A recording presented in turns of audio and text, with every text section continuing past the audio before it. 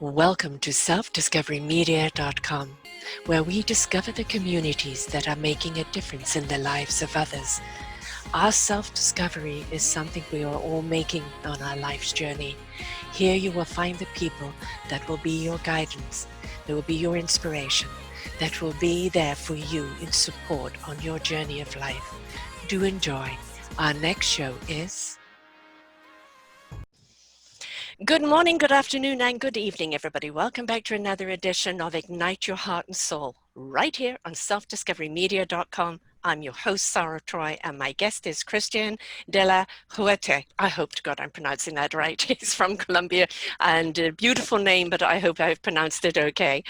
We're going to be talking about some wonderful things today, but he's just got a new book called Unleash Your Inner Hero. It's about awakening the soul of power, and it helps individuals answer the urgent call for heroism today. We want people to step up and be courageous. That's just awesome. He's also an award-winning author. He examines everyday power struggles and how to be responsible and wield personal empowerment. He's from Miami, and heroism is associated with the likes of brave knights and superheroes, soldiers, and firefighters. More recently, the definition can be expanded to include frontline health workers, teachers, and other essential personnel. But what if every human could tap into their inner hero and realize their full potential? He's also written a book, Awakening the Soul Power, and we're just going to have a lot of fun here today and talking about all of this, because I actually saw the Awakening the Soul Power on LinkedIn and go, ooh, this is my kind of cup of tea. I want to know, who is this? And so you say, and I've written another book since then. So we had to just have you on and share about this. Inner heroism, we do see it. We do see people kind of just doing some extraordinary things and stepping up for people. And it always happens at a time of crisis.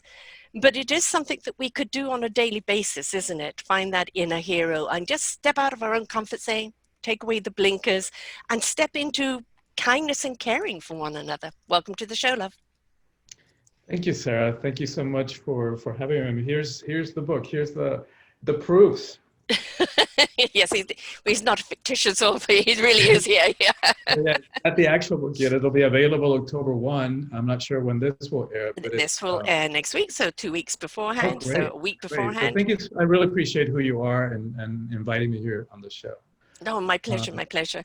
You know, the topics, you know, we're on Ignite Your Heart and Soul because we're really asking people right now to ignite their heart, their soul wisdom, the heart resonance, the spirit action, and knowing what they need to know when they need to know it.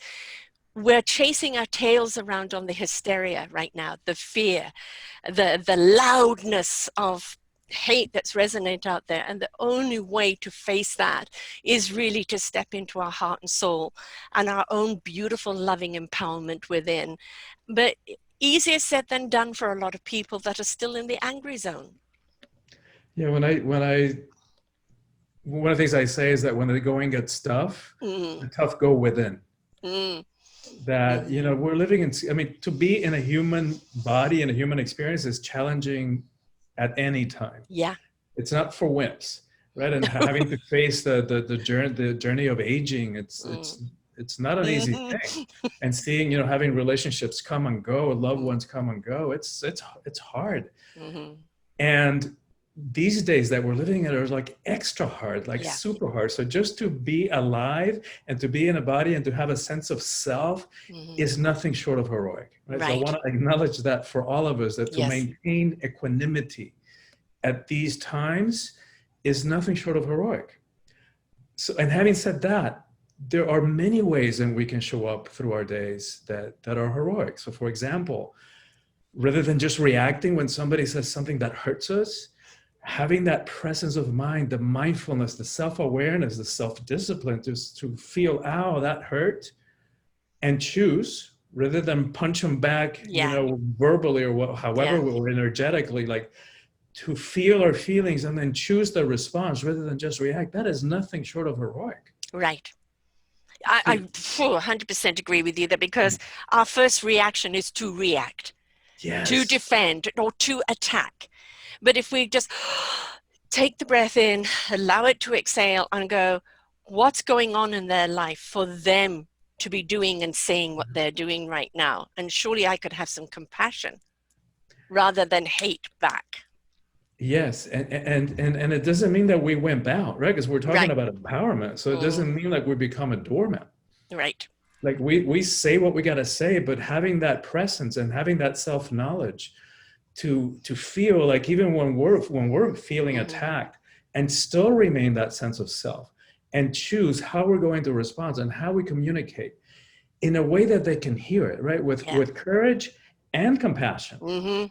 To use the word that you brought up, is nothing short of heroic and almost like masterful, because to react, anybody can do it. How many times have we reacted when somebody hurt us and then regretted it, right? Because then we go from feeling self-righteous and how dare you treat me this way, the adrenaline dissipates, and then we go from feeling like we're right to, oh my God, how could I have said that to them? How could I have treated my friend that way, or my partner, or my mother, or my child? Then we go to self-punishment. Yes. And we've done that cycle of react and regret a million times. Yes. Where has it got us? And tied up in a pretzel. Yeah. Guilt. Yeah, it gets us in guilt, more and more guilt, right? And you don't know how to forgive yourself. Never mind. Let you can. When we ask people to forgive other people for what they have done, it doesn't mean you're condoning their actions. Those they have to own themselves. But you can forgive the reaction that they brought out in you, like you felt that you were personally attacked. Again, you don't know what's going on in that person's life for them to attack you. Attacking you was wrong, verbally, physically, emotionally, in whatever way it was, because it's left you feeling in pain. But we can forgive that moment and rise above it and understand that for someone to react that way, there's clearly something that they're going through, and we should rather have empathy for it rather than hitting back, because an eye for an eye leaves everyone blind. Yes, like Gandhi said. And forgiveness, that's a great other example of a heroic act, right? It's really difficult to forgive what sometimes feels unforgivable. Yeah, I know. The things that people do to each other, that we do to each other, is like it's heroic act. But we also remember that forgiveness is really for us. Yes. Right? Because as long as we're holding somebody over the fire because for what they did or failed to do, our hand is also getting burnt. Right. So yes. Forgiveness is for our freedom. And like you're saying, it doesn't mean that we that we excuse whatever they did. It doesn't mean that we have to stay in a relationship that doesn't work for us. Right. But if we want to be free, we've got to forgive. And we've got to find a way to do that. And that's a whole other conversation about how do we forgive the unforgivable. Right. Right. I'm going to give a little short story of somebody I interviewed that still blows me away today. He was a pastor. And one day, a car crash, a drunk driver of 17 smashed into the car, killing his pregnant wife and 2 children and injuring him. And everybody wanted to kind of, tore and quarter this guy, throw the book at him, he's evil, he's this and that because he took all your family. And he said, how can I stand up there and preach love, preach forgiveness, preach compassion, and hold hate for this? I hate what he did. How can I hate the person? And it ended up with him not only forgiving him, but actually helping him have a new direction in life. Now, if that is not courage, if that is not heroic, I don't know what it is, right? A pure example of it. And that's a real life example. Yes. And, that's like, I think of, like in this country, as we all know, in the US, there's so many, we have an epidemic of shootings. And I remember of the one of a church in Charlottesville in South Carolina, and to hear those people, it would have been so easy to close their hearts, and to go into judgment, to ask for punishment. Right. But they went right to forgiveness and to understanding and to compassion, not from a place of wimpiness. Right. Right. So but the thing about forgiveness that's really important to get, that think of the heart, the heart center, the heart chakra, as it opens and closes. So, it's like the iris of the eye, or the shutter of a camera that closes or opens to allow more or less light in. The heart chakra is like it opens or closes to allow more or less love in. Mm-hmm. If I shut my heart to the shooter, or if I shut my heart to the boss who fired me, Yeah. or to the ex who cheated on me, or to the parent, the teacher, the sister, you know, the boss, the homophobia, racism, sexism, is like I can't shut it just to them. Right? Mm-hmm. It's selectively. If I shut my heart, I shut my heart. To yourself and everyone else. And Yeah. that's it. So it's not even about them. No. This is between me and my heart, between my heart and love, between my heart and life. Yes. When you step into heart, there lies the compassion, there lies the empathy, there lies the truth. When we look at people and the actions, like that young 17-year-old whose mother drove him to whatever protesting was going on, and he shot 2 people and he walked right past the police, white guy, right? And you look at, obviously his actions are wrong, but you look at what's going on in his life that he thought this was the right thing to do. And we need to then really peel everything back and try and understand, where is the root of the hate? Where is the root of the fear? Because clearly somewhere along the line, no love has been watered. No compassion has been watered. No empathy has been watered. And they're reacting on what they've been taught, what's around them. And so can we blame them for their actions if this is the environment that they're around? Yes. And that's another great example, you know, how difficult to forgive that. Yeah. Right. So, but we have to, right? So, but another way, I studied with a teacher for many years who had a beautiful way of talking about forgiveness. Forgive, right? The 2 syllables, we flip them around. Give for. Yeah. So what we do when we forgive somebody, or ourselves, which is often more difficult, as we know, to forgive ourselves, it's sometimes can be more difficult. But so what we do when we forgive is we're giving the other person or ourselves the room to be human, Yes. to make mistakes, Yes. to fall short of the mark, to royally F things up. Right. Right? Royally. Which we've all done. We've all Yes. fallen short of the mark. Nobody's innocent. No one. Right. We've all made a royal mess of things. And it doesn't excuse it, right? And there are consequences for action. Right, right. So this young man will have to deal with some consequences Yes. for what he did. But it doesn't, to forgive him means that, like, you know, maybe, like one of the things that I talk about in this book, Awakening the Soul of Power, is like understanding that part of us that is so judgmental, which is the ego mind. Yes. There's a whole section of the book, so it's hard to talk about in a short period of time, but that's the part of us that is so self-righteous. Yeah. And that sounds like, I would never do that, right? So we stand over here as judge, jury, and prosecutor. I would never do that, and they should pay for that. So what we do when we forgive is we get ourselves off of that. Right? We pop out of that little ego mind that feels like it knows everything, and we just bring in a question mark. And maybe,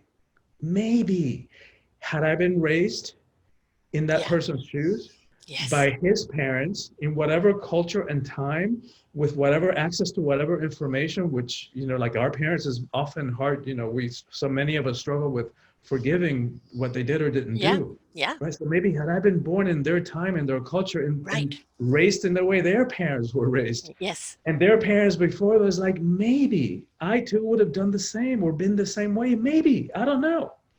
That's the thing. That's the big question mark, isn't it? We don't know what we would do in what circumstances. And for someone so young, and we see it with the school shootings, you know, somebody so young, what happens? Where did these people come from? A lot of them, oh, yeah, he was a loner, or the mother didn't see anything different, you know, in him.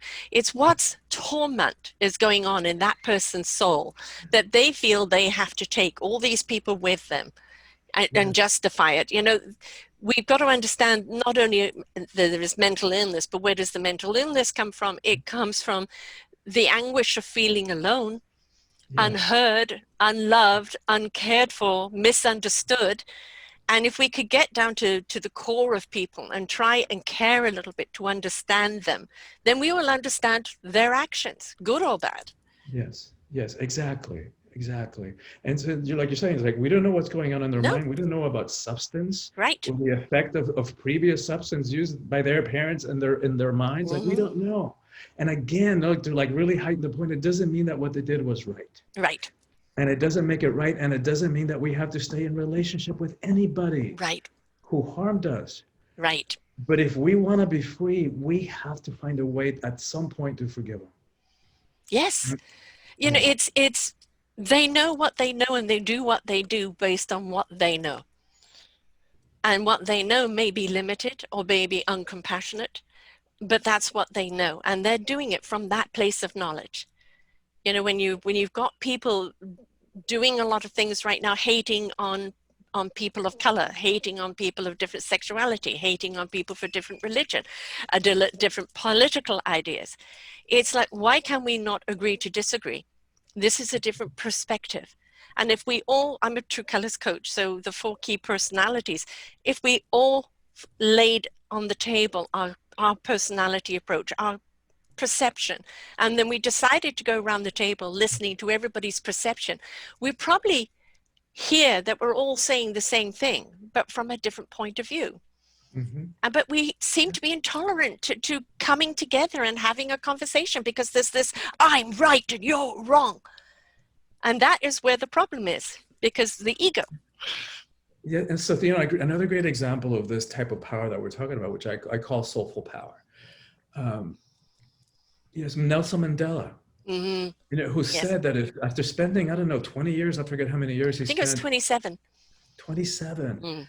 Right. So how easy would it have been for him to walk out of there with anger and feeling self-righteous and wrong? That how could you have done that to me?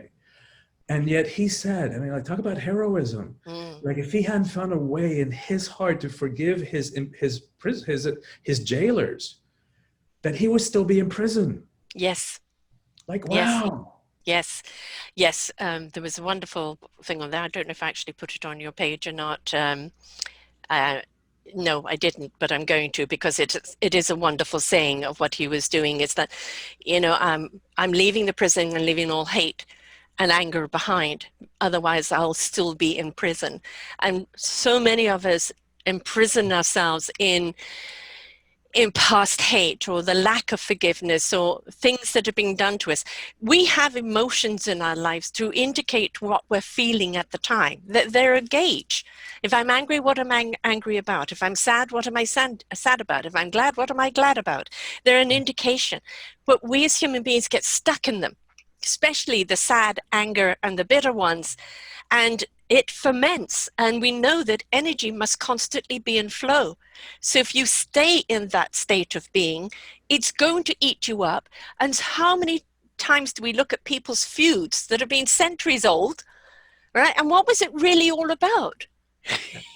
Nobody remembers anymore. Well, you know, like a great example in American history is the Hatfields and the McCoys, a famous feud that went over centuries. Yeah.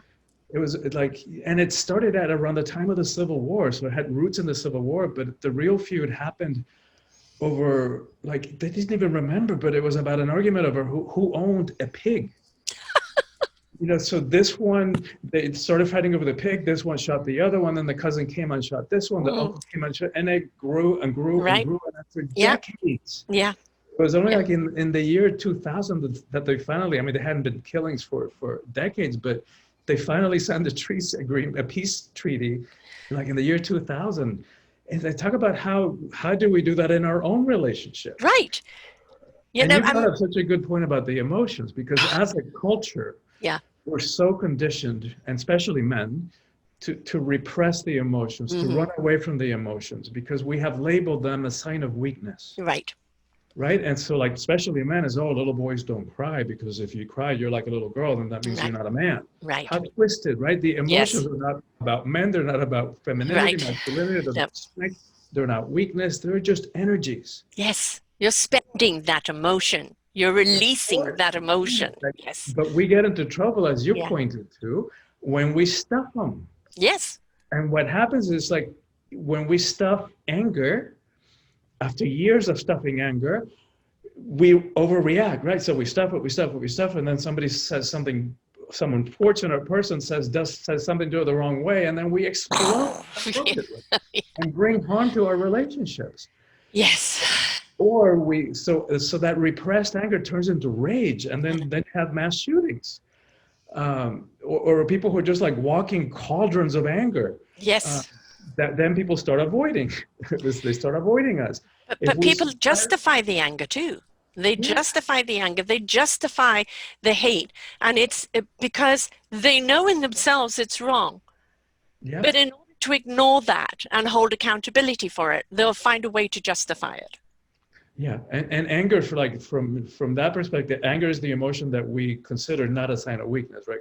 So we confuse rage with being its power, which is not. Right. Because when we're actually losing power and losing control when we're just walking around reacting all the time. Whereas, and then also, like, before I could move into that, talking about if we don't express sadness, give it voice, then it turns into depression, and it congeals into depression, and then so we get so low energy after some time that we can't even get off the couch or out of bed. Right, and then that goes to dis-ease, which creates all sorts of diseases, and it's a constant spiral. So somewhere along the line we have to break the pattern. Yep. And find a way to learn how to identify, because some of us don't even know what we're feeling. I didn't know. Like, for me, it was a journey to learn about my emotions. And get this, my father was a psychiatrist, and from what I hear from people who told me, he was a great psychiatrist, but with his own emotions, clueless. Yes. So Dr. Heal thyself, how often do we hear that? I grew up that I couldn't tell, I couldn't have told you back then what I felt, because I didn't know what I was feeling. Right. So I shut down. I had no idea what I was feeling. So it's a journey for some of us to learn about what we're feeling, and then how to communicate those in a way that is both courageous, because we always take a chance that somebody might not like us, or they're going to get angry if we say how we feel. So it takes courage, but also learning how to communicate it with compassion in a way that they can hear it.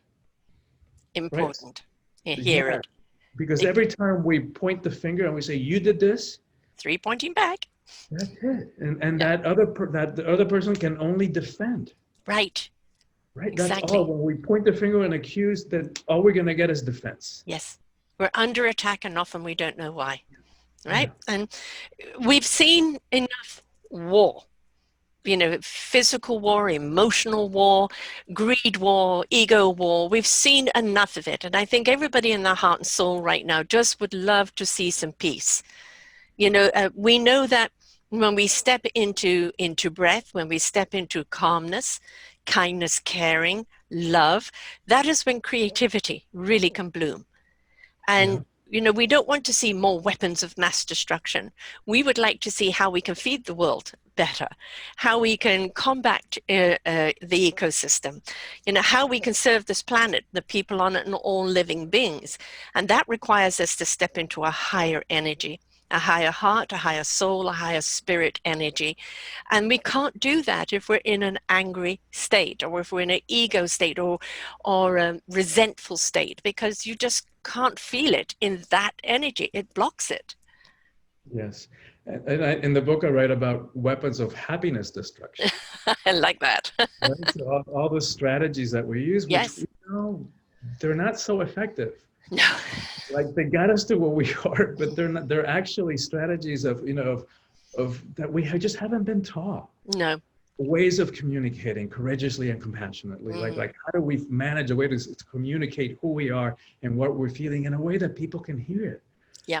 So these are strategies that we just haven't been taught, that end up wreaking havoc in our relationships. And no wonder we haven't been taught how to approach a relationship, and so we approach them thinking that from a place of incompletion, feeling like if I could only have them I would be fine. Right. But there isn't anybody out there that's going to make us happy, and it's not their job to. No, let's say that nice and loud.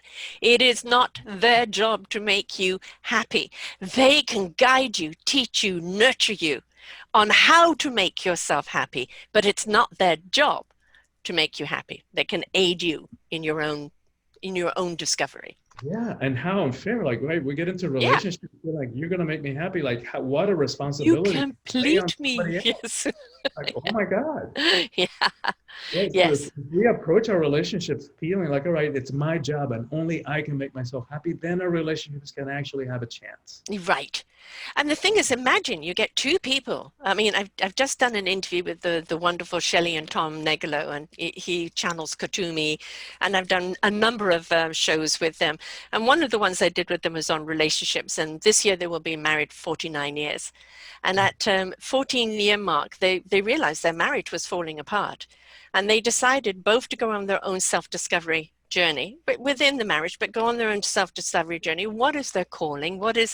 Who are they? Because they lost who they were. And in doing so, that's when Katumi came to him, whom he channels, and she discovered something else. And they came back more as whole people to merge together as a couple where they complement each other, not complete, complement each other. And sometimes we just have to do that, don't we? We just have to say, you know what, I'm losing myself, or I don't know who I am in this situation. I need to step back and do a bit of self-discovery so I can bring the whole of me to this relationship rather than fragmentations of me that only seems to get upset by everything. Yeah, and it's so sad because so much of the culture, puts that into us. So, how many songs, oh, you complete me, you Yes. make me happy, you're the light of my life. It's like BS, bullshit. I'm sorry. Golden Ash, yes. It's so right. Only we can make ourselves happy. Exactly. And the process about that is, I mean, it's about discovering who we are. Right. And getting clear about who we are. And it's a journey of a lifetime. Yeah. And it's heroic. It's the stuff Yes. of heroes. Right. Yeah. But it's so, the rewards are priceless and infinite if we are willing to do the tough work that we're talking about, because none of this is easy. No. Right? It's so much easier to react. Yes. So much easier to hold on to being right. So much easier to blame. To blame. Mm-hmm. Right. And all the other strategies that weapons of happiness destruction. But if we're willing to do the work and get off being right and try to find a way to keep the heart open, even when we know we're right, it's freedom is the reward and the chance that our relationship can actually work. And that we can have what you're pointing to, which is that sense of self and that deep sense of inner peace and equanimity, so that we can learn how to be the eye of the storm and then let everybody have their dramas around us, and we remain the eye of the storm. Right? I always and we kind of have to engage in all that insanity. Too much energy to engage in that sanity, far too much.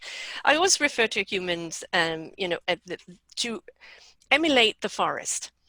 In the forest, there are so many different trees, and the tree doesn't say, you can't stand next to me, you're the wrong elk. A tree falls down and out of it comes new shoots. The trees are there for each other. There is no judgment. They're there to strengthen one another. And their matrix, which is absolutely extraordinary. Judi Dench did a documentary on this where they actually filmed all the fiber optics of communication between the trees and how they nurture one another and support one another. We have the same fiber optic vibration where we can connect. And that's when we meet someone, you go, oh, connection, we're on the same vibe, right? We're on the same frequency, we're on the same wavelength. It's because that fiber optics has connected. And if we do elevate ourselves into a higher vibration, we're going to come across that a lot more. And we're looking at this synergy of community, of coming together, because we understand by coming together in our individual wholeness, we're going to make the world stronger. With that beautiful umbrella and that generation of positive energy. Yes, and I love that documentary about the way that trees communicate through their biochemically through the roots. Fascinating. Yes. And what used to be spiritual teaching, that we're all interconnected, now science isn't quite there yet, but it is catching up and finding ways to point to that we are all interconnected. Right. Like even Einstein couldn't wrap his mind around that. Right. Like when you split the DNA and you do something to it here, and then have the other part of it 1,000 miles away, and that it reacts not only in the same way, but at the same time. Yes. Like, because of the time lapse, there should be a different Right. lag time, but there isn't. So our science is in there. Like, that's probably quantum physics that at some point will help us understand how we're so interconnected in those ways, because our DNA is almost identical. And we Right. talk about having different human race, different races in humanity. Our DNA is 99.9999% the same. So there isn't enough difference to call us a different race. We're all one race, literally. And Yes. when we think about that, our DNA is 98.4 the same as chimps, and 50% identical to bananas. We're It's all bananas. we're all interconnected in Yeah. ways that we can't quite explain yet Yeah. scientifically. But yes.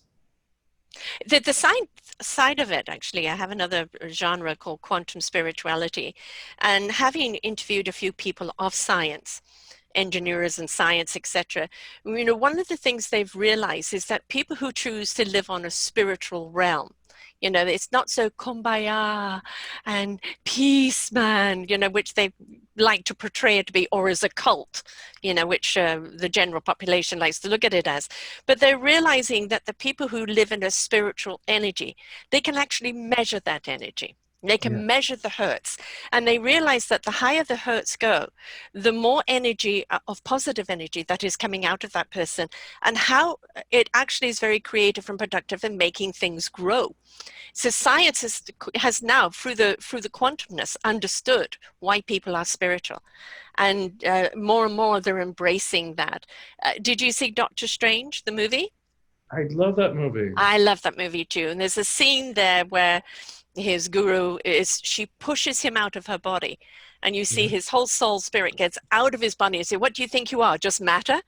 And we do, we look at ourselves as this flesh, this vehicle, as being it all, and it isn't. It's the vessel for our spirit and our heart and our soul. Our spirit and our soul do not need a vessel. It's come to ignite with our heart and with our physicality to show us the gift of us coming together.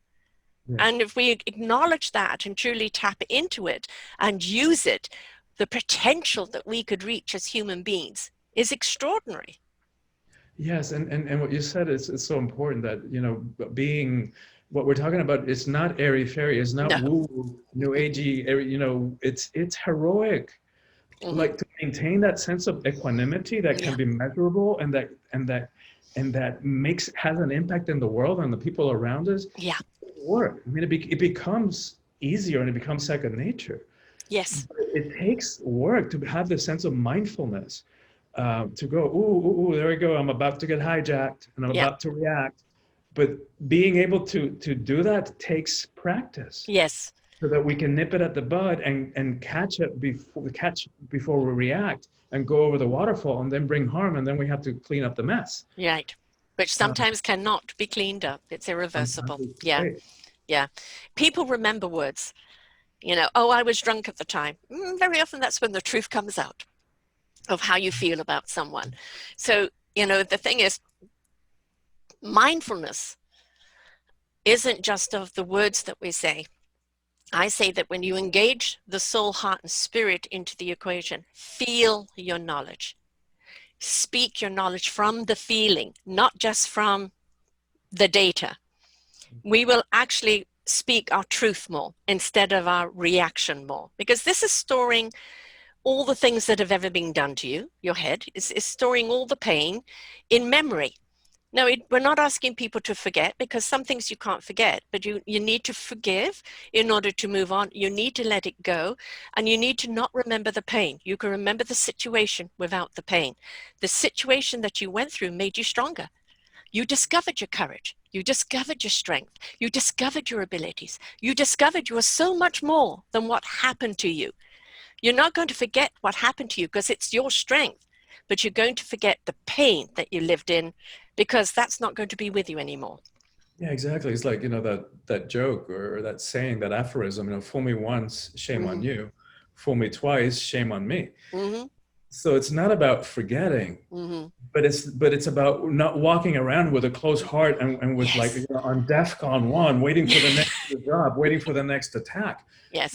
Because we've gotten confused, and we think that to walk around like this and powerful, but it's not. No. This is like prison. This is like Yes. walking around in a self-made prison, Right.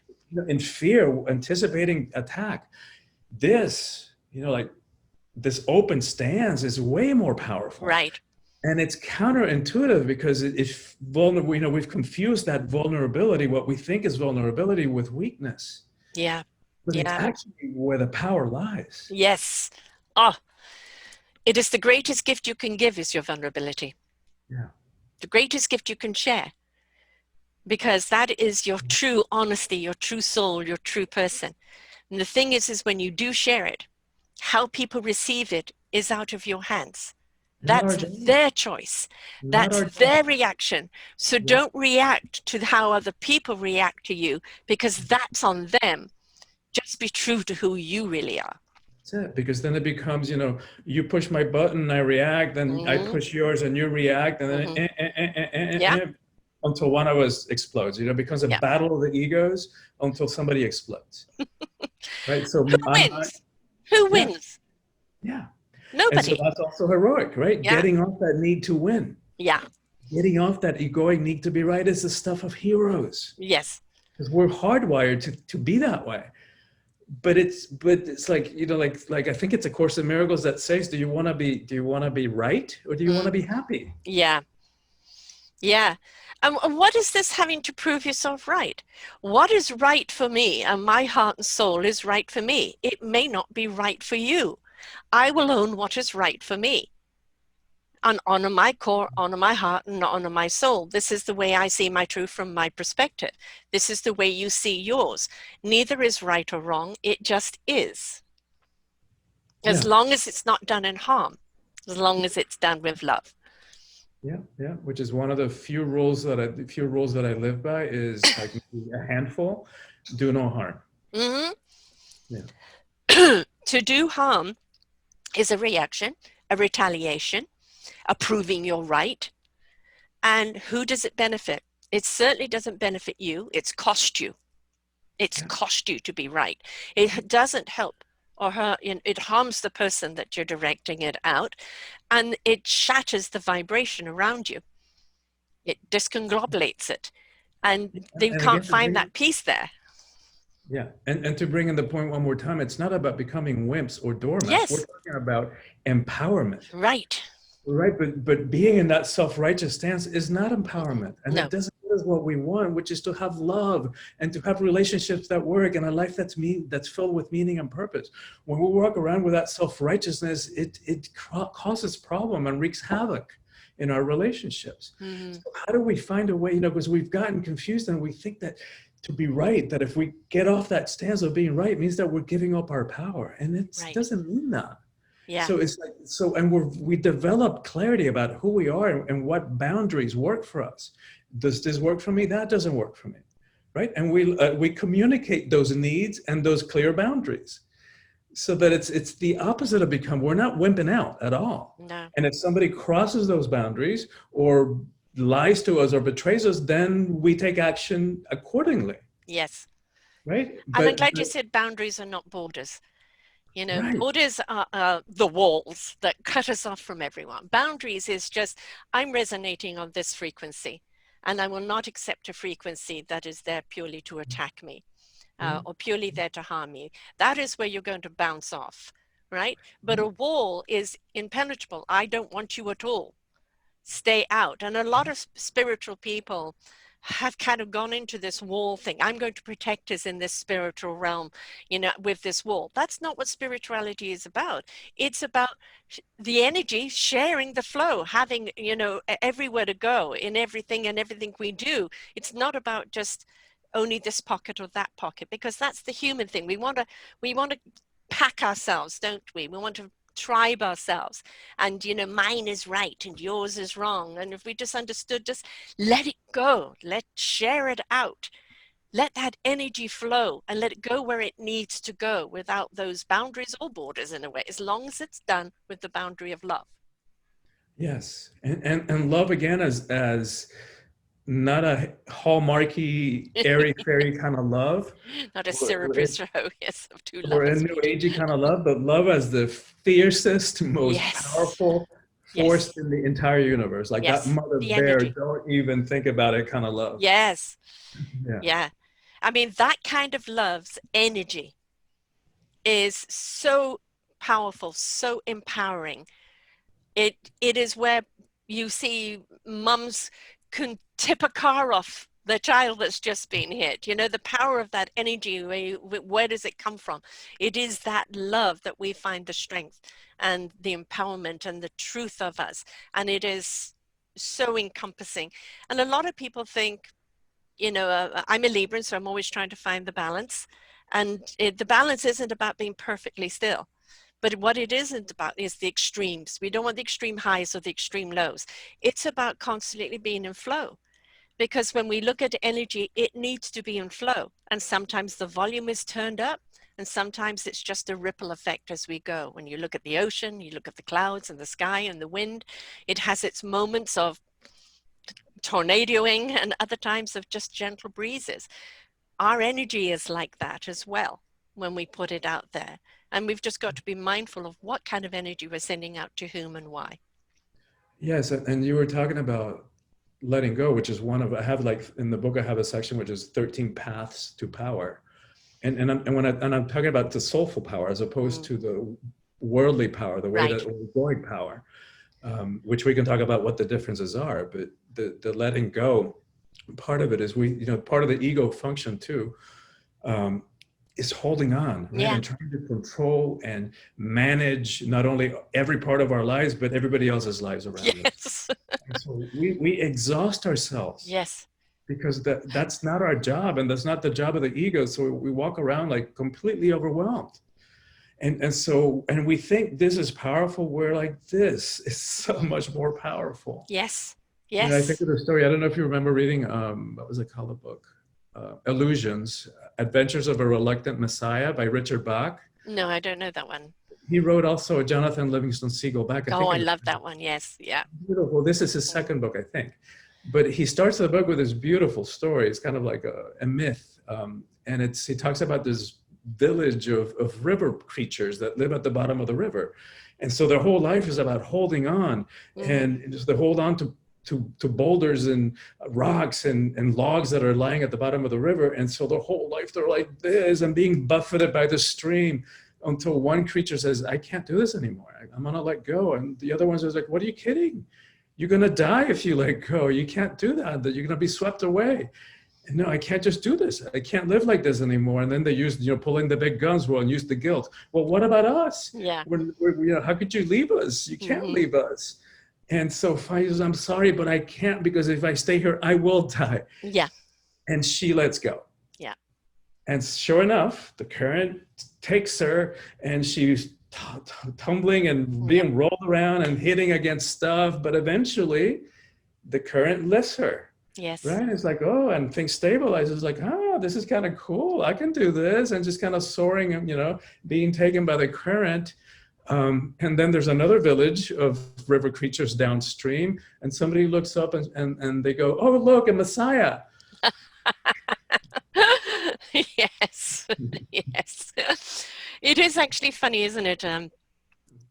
There's a book called The Last Shaman by William Whitecloud, and it follows another book called Magician. But in this particular one, he goes back to Rhodesia, where his father's died, and then the takeover is happening and everything is locked down and he can't get out, and we need the last shaman in order to save Rhodesia. And it's the whole spiritual journey that he goes on. And while we're busy seeking out there, we don't realize it's all in here. We are the shaman we seek. We can seek more knowledge. We can seek more understanding, more wisdom. But ultimately, everything we're looking for is in here. Yeah, which goes back to the very beginning of our conversation, when the going gets rough and we're living in really rough times. Yes, we are. Filled with fear and uncertainty and confusion and chaos, and we're just now beginning to witness whatever it is, like, in addition to the different pandemics of at least in this, not only COVID, but racism. Yes. Which sexism. not just in this country, it's everywhere. And then we've got the looming crisis of the environmental Yes. right behind that we Yes. haven't begun to witness whatever it is that we have unleashed in the environment. So scary times, right? Yes. So when the going gets tough, the tough go within. That's Right. where the wisdom is. That's where the power is. Yeah. That's what the answer to all our questions are. It's And in the calmness. yes. And I know this from experience, by the way, because where I came from as a teenager, I was such a painfully shy, self-hating, insecure teenager. I was okay one-on-one. If you added a third person, clammed up. So it's for me to own and speak about words like heroism and leader and heroes. It's been a journey. Yes. Right. So that, and it's a journey of self-discovery and self-acceptance and self-love, and really going within and exploring who we are. So I know without any doubt that if I can do it, anybody can. Right. Anybody. Right. But that is the story of life. That is the journey of life. You know, the people I've interviewed like yourself who stepped into their courage, stepped into their strength, in that self-discovery of why something happened to them. But it wasn't less to do with the why, what happened to them. It was, what was it for? Why did it happen in a way? What's it meant to bring out in me? And what some of the people have gone through. And you look at it and you go, I wouldn't blame you if you'd called it quits. And they go, I now today are in more strength and more peace and more empowerment and more love because of what I went through, because of who I became, because of the journey. We're so terrified of the journey. And we think there's a destination. No, the destination is inside. When we finally connect with our inside, we start living from the inside out. That's where the destination is. And now you really can go and take your journey in life, because you're taking you with you wherever you go. But we are so much more than we give ourselves credit for. We are so much more. And that we're seeing that kind of heroism of people who are stepping up in kindness and caring and consideration. And they may have just started it because it felt like, you know, oh gosh, you know, I need to do something. And now it's become their calling. It's become their movement and their momentum. And they're now realizing why they're here. They're here to do this. And with everything that they do, it makes the insides out shine even brighter. Yes, and if I can take a moment about that, because it's what you point to, that getting in touch with who we are and what we're here for and living our purpose, it is so critical. Yeah.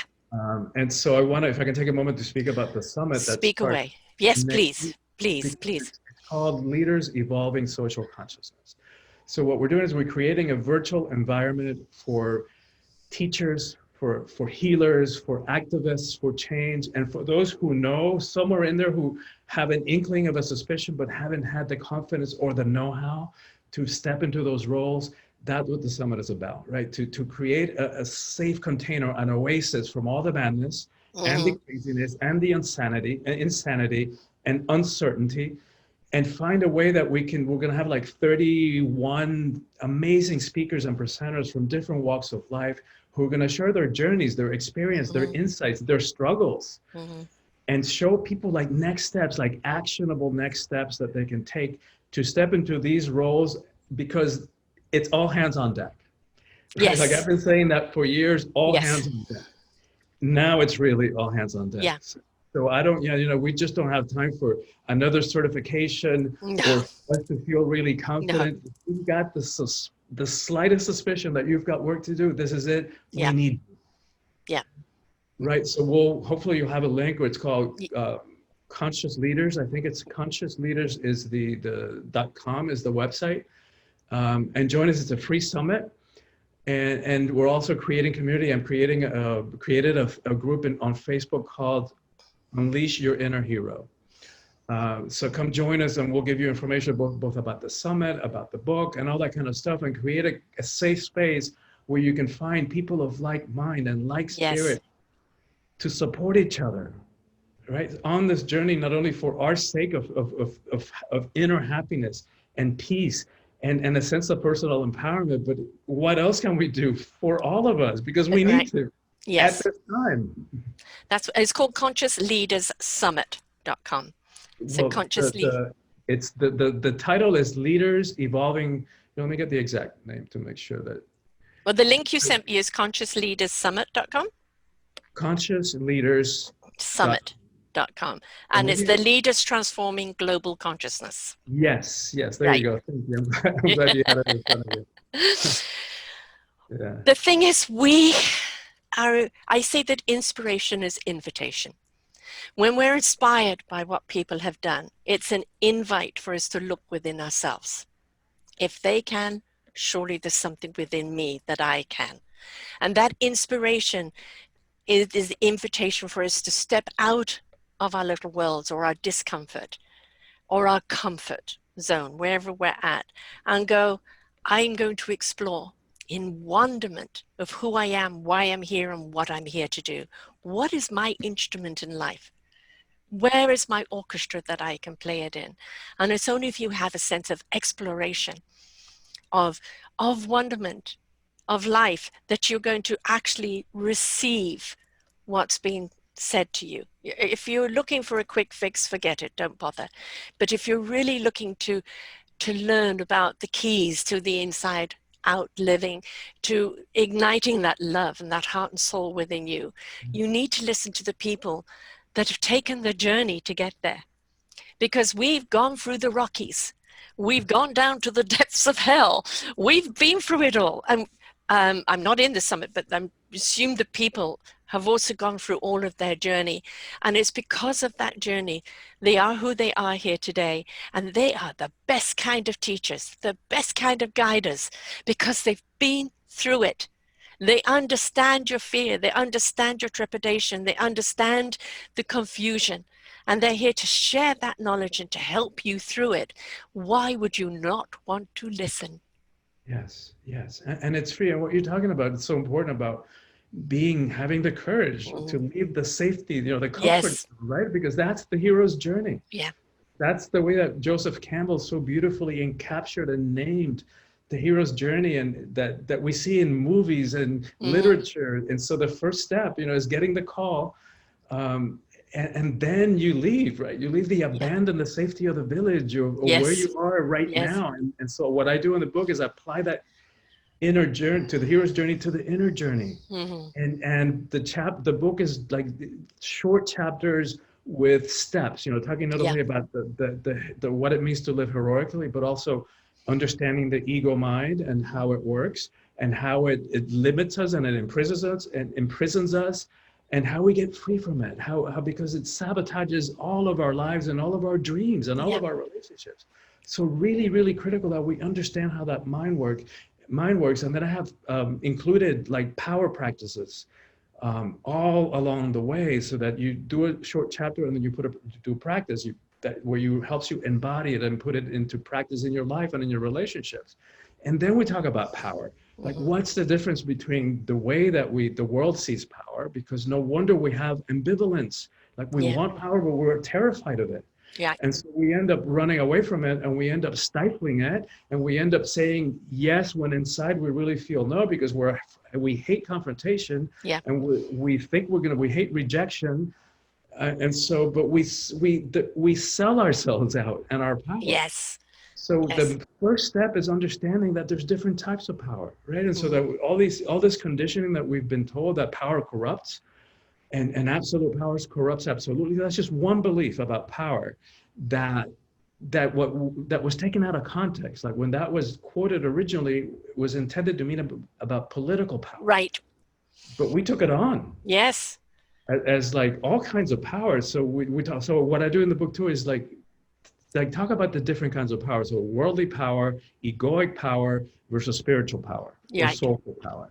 So like a couple of differences. One of them is external, right? We tend to associate power with people who have fame or money or some kind of high status in some kind of hierarchy, social or religious or political. But the thing about all those external powers is that they're fickle, right? They're here today, gone tomorrow, because they're outside of us. Right. Whereas the other kind of power, the internal power, the soulful power, nobody can give it to us and nobody can take it away. Right, exactly. And think about Gandhi or Gandalf, right? In Lord of the Rings with simple robes and sandal feet, and you would never know how much power is in there until it is called for, and then Right. watch. Yes. Yes. Gandhi brought the British Empire to its knees when it was at its highest point globally without landing a punch or shooting a gun. Exactly. Now Talk that's about true empowerment. yes. Right. What we want need to do is empower ourselves. A lot of people are afraid of power because with power is responsibility. But if you look at the empowerment of yourself, the power that you're stepping into is a generator of love. It's a generator of energy that is going to empower you to go down any path you're meant to go to face any obstacle you need to face, and to be able to ride through any challenge, because your knowingness will step in. The soul, the heart, and spirit that are speaking to you, and your mind will know what it needs to know when it needs to know it, because you are empowered by the divine presence of energy from the universe or wherever else we find it. It's there. It's ignited our particles, because we are the same material as the universe. It's ignited our particles into being our own little generator and computer. And we've got it all here within us if we know how to open up, receive, and understand the knowledge that we're being given. And that's what this book is about, right? Like, how do we step into power personally, personal power, in a way that's not about hierarchy, about control, about fear, about force, about bullying, about domination, about manipulation, right? The power that doesn't require for me to push anybody down, step on them, put my knee on their neck, squelch. But power that comes from within, power that is humble, right? It's that simple power of Gandhi and Gandalf that doesn't need to prove anything to anybody. It just is. That there's the cowardly power that will, that will cowardly use that power to bring somebody else down, only to boost their own ego up. That is a cowardly power. There's the power where you empower others. Leaders who create other leaders are empowerers. That's it. That's what we're looking at. You're empowering people. Yeah. It's all about that. And a lot of the time people say, well, I just don't know how. Well, why aren't you listening to the summit? Why aren't you reading the book? Why aren't you listening to these shows? Because these are the people who have captured that power, who know how to harness it, who know how to use it, understand the responsibility of it, and that it has to be used with good intentions. Yes, absolutely. And you just pointed to another great difference, right? And so one of the first steps, like if I would recommend for people, start looking at and analyzing your beliefs about power and where they come from. Like another one, so that what you're talking about, which is a really key difference, comes from the belief that there's a limited amount of power. Like that power is a zero-sum game, so that you're having power takes away from mine. Like, wait a minute, who said? Yeah. Right, so then power becomes exclusive, and I have to defend it, and I have to disempower you and step on you to make sure that you don't have power. But it all comes from that misunderstanding that there's a limited amount of it. But look what's happened during that particular thing of the knee on George, that those policemen felt they were in power. But what has happened because of that? It has empowered an entire movement. It has empowered other people in outrage to say no more. The system must change. So you were in power for 8 minutes and 43 seconds of that person's life. That was your responsibility. But the ricochet of that has literally changed of the whole perception of the world and what we will tolerate and what we won't tolerate anymore. So sometimes that empowerment does come life after death. And in this case, George's life has become incredibly powerful now to us. It's sad that someone has to die before we wake up. And I was given a saying 2.5 years ago from the universe. The universe is here to shake us up, to wake us up, for us to step up and change it up.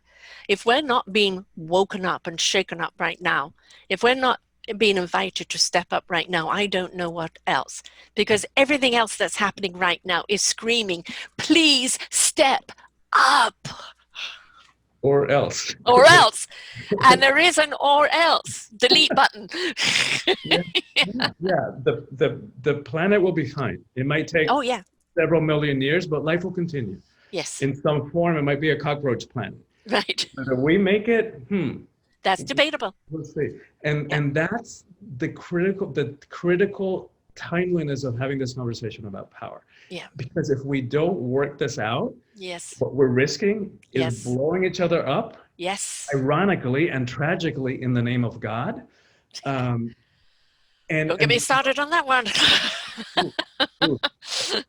and from a personal perspective, if we don't find a way to own our power and express it appropriately for who we are, right? Congruently with who we are, in a way that is a match for who we are, then what we risk is a life of soul devouring mediocrity. Absolutely. And you know, that's the polar opposite of what we're seeing right now, of the discord we're seeing right now. You know, as humans, we've been the third dimensionists, but we've been invited to step on the fourth dimensional bridge up into the fifth and sixth and higher dimension. And you've still got people that wish to be the three dimensionists, and the angry ones, the ones that have chosen to live in that fear and that hate. And we can't help them if they're unwilling to help themselves. But in order to save this planet and the good vibration that's on here, we have to step into that higher plane, which will mean that some will become obsolete in their vibration. We owe it to each other and to this planet and all life forms on it to raise our vibration into that empowerment. And it's not for somebody else to do, it's for you to do and become a part of. Yes. You can't be a part of the orchestra if you don't know how to play your instrument. And you know, we can all do that. When sometimes I like looking at the world and watching the news and what's going on, is like, it's so easy to go, is like, oh my God, like how are we ever going to navigate the environmental crisis, terrorism? How are we going to talk to a terrorist who who believes like we're satanic? Yes. And there's increasing polarization. And so I just, sometimes I like, you know, why we might as well just like go to the beach, eat a lot of chocolate and have a lot of sex. And then I think, all right, the chocolate is definitely the one for me. You need somebody else for the other. But I agree. Make love, not war. Yes. But then I say, all right, chill out. What can I do, right? I can't individually do anything about systemic racism or the environmental crisis. Nothing that I can do on myself is going to really change all of that. But what can I do, right? Or bring peace to the world, or solve cancer, or any of those things, or a cure for COVID. But what can I do, right? So reel myself back. What can I do?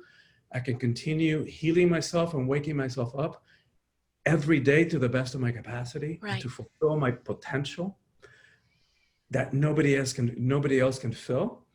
And I can help as many people as I can to do the same. Okay, that I can do. I will do that. Right? Yes. And anybody watching this can do the same. Yes, we can. Yes, we can. The free will is our choice. What are you going to choose? What are you going to choose? That is the question. Yes. That is the important question. And to connect that, yes, you can, right? Sí se puede. In Spanish, it's sí se puede. And poder is power.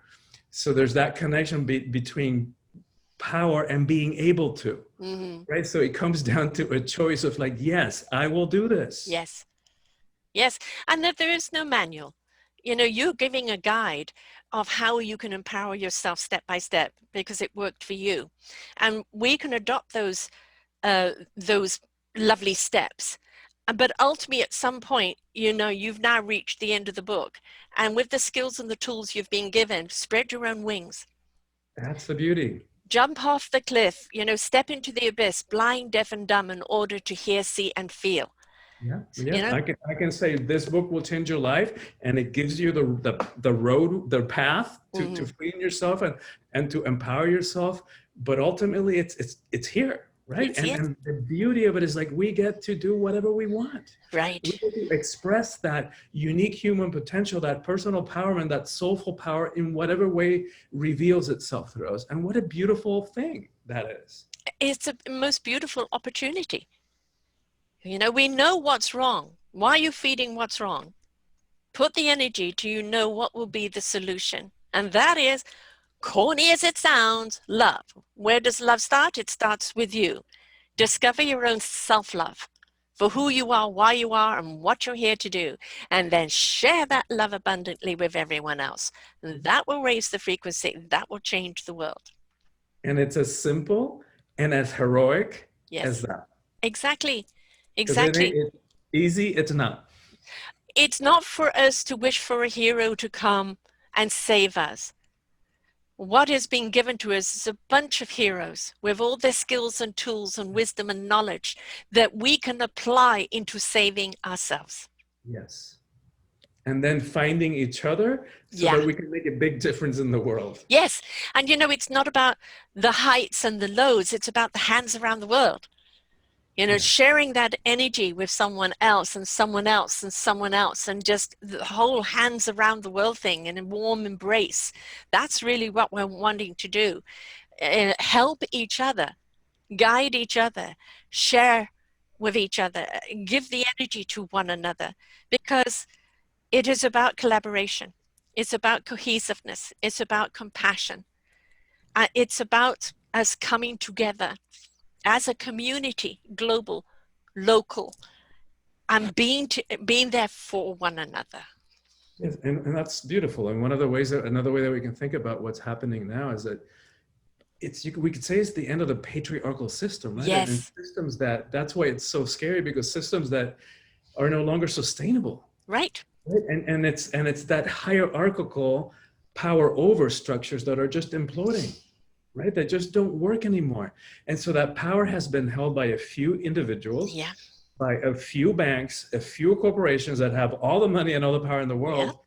But what you're talking about and what you're pointing to is that it's in the numbers, right? Like Yes. we've got the numbers. Yes. And if Yes. we come together and if we come together, if we find and explore and express that power within ourselves and then come together, there is no power structure that can hold us back. Nope. Crumble of the ivory towers. And the reason they're behaving the way they're behaving right now is because they know that their time is coming to an end. And they're doing everything they can in the power to hold on to it because they know it's slipping. As I pointed out to someone else earlier, right now we're seeing, you know, the waves that are being made on the ocean. But don't underestimate the current. We are the current. Yes. Right? And that current will guide the waters forward. Whatever turbulence you're seeing at the top is haglas, disruption. We need the disruption to sweep out the old and embrace the new. And it's not so new. This is something we were meant to do as human beings from the beginning of time. But it's new in the sense that we're awakening to it to actually really understand its empowerment. Yes. And waking up to it in huge numbers. Yeah. Right. So it used to be mystical teachings that you had to go off to a monastery or Right. to an ashram somewhere to learn to gain these teachings. Now they're available to all of us in the internet, just with a few clicks. Right Podcasting, there. it's got it all here. I've got 2,500 of them. Yes, it's so available. So that's where the power lies, right? We Yes. just have to make the choice that yes, I'm in. Count me in. Yes. Where do I sign up? How do I get the book? And how do they get the book? The book is you can get it, Amazon, any other online store, wherever books are sold. So Awakening the Soul of Power. And it will be, I think it's available for the ebook on Amazon right now for pre-order. Mm-hmm. But as of October 1, you'll have the paper copy and the hardbound too. Wonderful. And then I'll work on the Audible book before the end of the year, but I'm like stretched in too many directions right, exactly. And of course, this is endorsed by Gloria Estefan. Oh my God. Which is wonderful to have that. Oh my God. I was like rendered speechless. Mm-hmm. for a few hours, probably a half day, because I just didn't know what to do with that. Like, what an honor, Yeah. and a blessing. Yeah. And, you know, from somebody who really knows heroism, Mm-hmm. right? From Yes. the way that she overcame that Mm-hmm. incredibly serious and dramatic bus accident Yeah. and brought herself back, is like, what an inspiration she has been to Exactly. countless people in this world. And what a lot of people don't know is, like, her father, like, I'm Cuban, like she's Cuban, and we're both Cuban Americans. So, and we were, you know, both Cuban exile communities. So her father was actively involved in the counter revolution, as my father was in Cuba, you know, like fighting for freedom Mm-hmm. from a tyrannical system. And so all she knows, like the sacrifices that are made, that heroes make, Yes. both in the larger sense of the word, traditional sense of the word, and in the very personal way, everyday hero way that we're talking about here today. Right. Yeah. And, you know, when you look at what some people have gone through and how they've come back, it doesn't mean that that everything is back to normal. The pain of what they went through, whether it be emotional or physical, will always be there. But they have found a way to triumph over it, or to use the pain as a motivator, to show people how no matter what happens to you, you can still stand tall, you can still be, and you can still be that inspiration for other people, which is important, because that's what we need right now. That's the encouragement, isn't it? That's it. And none of it goes to waste. None. No pain, no tragedy, no trauma goes to waste if we claim our power and step into ourselves, and then turn all that trauma into service, Right. and into fulfillment and wisdom that can then make a difference in other lives and help other people get free and heal the stuff that we healed in ourselves. Right. Just quickly tell people about your first book, because that was obviously the title that really caught me, but just tell people about that and how they can get that as well. Yeah, Coming Out Spiritually was my first book.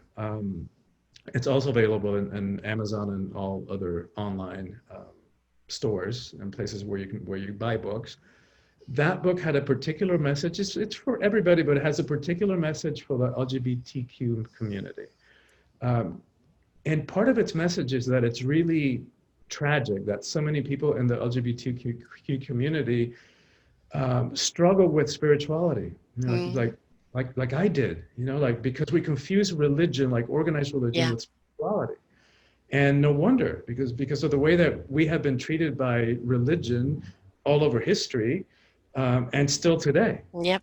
Right. So, but we threw out the baby with the baptismal water, Yep. right? Because by confusing religion with spirituality, because there's so much evidence historically that people that we today call gay or lesbian or whatever we Right. call it, bi, trans, whatever, queer, that we were throughout history and across many cultures, we were not only spiritually inclined, but we're actually honored and revered for the roles of spiritual service and spiritual leadership that we took in many ways. So part of what I did in that book is name what I'm calling archetypes, ways that we have expressed those spiritual roles, like mediators, keepers of beauty, you know, the healer. Many of us, you know, tend to that role of being mediators between. In many indigenous cultures, we were mediators between the genders, right, in the villages, because we were thought to contain both the masculine and feminine energies, which I believe every human being does. Right. But we were like the perfect mediators between when there was strife in a couple or strife between the men and the women in a tribe. We were the ones that were the mediators, and we also mediated between this world and the next world. So anyway, it's a fascinating book, and but more importantly, it's a call to action. Like in the same way this book is a call to action. Right. The call to action of that book is to find a way to identify and get in touch with and feel and live, right? This is not about learning. This is about feeling your own connection, your own spiritual connection, however you define it, however you express it. And I don't care if it's sitting with a tree or looking at a rock or looking at the ocean, whatever that means to you, to find a way to feel that and to connect with it and to live from there and to express it in the world. Right. You know, I had on last week the gay Prince of India. His royal family goes back 650 years. And when he came out and said, "I'm gay," they literally tortured him for 4 years. until he said, no more. And when he came out, they disowned him and they said, no, you can't do that. So back on. And now he's, become the beacon for the gay community in India of stepping out of who they are and create support and everything from it. So his trial and tribulation became the permission and the allowing and the support for others. And that's what we've got to understand, is the persecution that people go through when they're willing to go through it and stand tall and say, I am what I am, no apology. That is so empowering for the people who are imprisoned in this expectation or this damnation of being different. And talk about heroism, right? Mm-hmm. To be who we are, wherever we are, no matter what. Yeah. Wow. Yeah. Yeah. And I love that you interviewed him. I'm going to go back, and is it already up in the archive? Oh, yep, it's already up there. Yes. And he's an exceptional person. Oprah interviewed him when she saw all the controversy about him, and our Prime Minister Trudeau went over to see, when he went over there, went to see him as well because of the work that he's doing. But he had to go through hell. And all the way through with them trying to make him straight, he said, I am gay. What's wrong with that? And that, whether you're gay, whether you're straight, whether you're this or that, it's to stand tall and say, I am me, So you interview like Oprah? No, I don't. I interview like Sara. I am Sara. Take me or leave me. I may not be a cup of tea and maybe somebody's strong cup of coffee. The whole point is being yourself and being enough for you. And if you are enough for you, you will be enough for the others that you interact with, right? And that's the way to self-love and self-empowerment. Yes. Right? Nobody can do it for us. No. Nobody can do it for us. No. And that journey, which is what this book will support you on, to self-empowerment, is heroic. So thank you. Thank you, Sara, personally, for doing it yourself and for supporting so many people to do it. And thank you for being willing to take this journey. I couldn't do anything else but take this journey. I wasn't existing, until I did.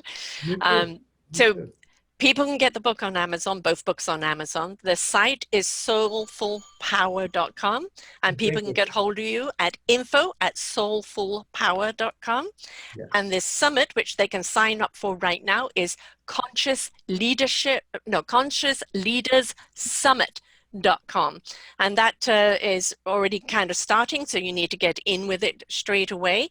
And of course the book is Awakening the Soul of Power, and this is what it's about. You're sharing yourself boldly, completely, and just you've brought your tribe together to help other people with their stories, and that's what it's about. And if we're not willing to listen, we're not willing to learn. So step up and listen to the summit. Maybe not all of the people are talking to you, but you won't know until you start listening. But there could be somebody there that starts talking and you go, gosh, they're speaking to me. And they'll ignite something inside of you that sets you on your own journey. So if you really want to find your own spirituality and your own empowerment, then you've got to be willing to participate in your journey of enlightenment, which means listen, read, and apply. Thank you so much, Sara, and thank you for all you do, for being the fulcrum of consciousness that you are, and for helping impart so much wisdom and practical steps for so many people. Thank you, and it's an honor to be on your show. Oh, it's a delight to have you here, so I'm so glad you said yes. And for the work that you're doing, standing tall. You've empowered yourself, now you're empowering other people, and it's right there ready for the clicking. So people have just got to step up and start listening, start learning, start applying, because quite honestly, we need them, don't we? We need them. This planet needs you. Your responsibility to the healing of this planet is to step into your own self-love and soul empowerment. Now, not next year. No, now. No, there's no putting off. In the wake up, shake up, it's step up now to change it up. We don't want you to think about it. We want you to do it. As I say, actionism is the new activism. Activism is talking about it. Actionism is doing something about it. So please do something about it. Listen, learn, apply, and become. I love that. Thank you so much. My pleasure. Thank you so much. So to everybody, remember out there, you are the gift we've been waiting for, and they are the gift, Christian and all the people that he has there on the summit and with his books that you've been waiting for to help guide you forward. All you have to do is participate. Until next time, bye for now. We hope you enjoyed the show. We look forward to bringing you more shows. Please go to selfdiscoverymedia.com/shows and you will see the incredible lineup of genres and shows that we have for you. We are here to make a difference in your life. Thank you for listening.